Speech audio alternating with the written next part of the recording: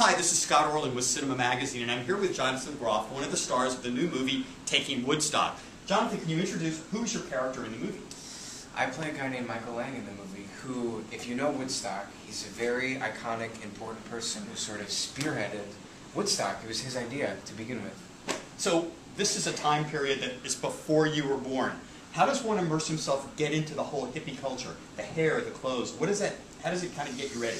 Well, Ang Lee, who directed the movie, he's very meticulous and very detail-oriented, and so he dropped a huge 4-inch binder of research on my lap on day one with all of these articles and interviews and pictures and then lots of films and all this music to listen to. So because of all that research, I got to sort of really experience the late 60s, and then I got to meet and hang out with the guy that I played, Michael Lang, which was invaluable. You have an amazing group of co-stars, but you also are very dependent on another big co-star. You have to ride a horse for a lot of the movie.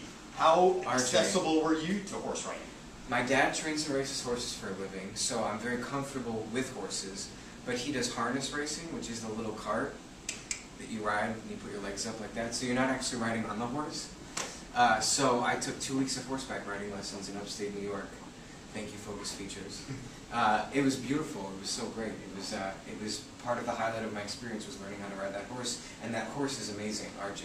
Amazing, amazing movie horse. You put a box out and you say, RJ, go to your mark. And he goes, he stands right on his mark. Well, hopefully you do that as well, too. Now, Jonathan, I got to see a couple years ago in a musical called Spring Awakening, and there's actually a German connection to that.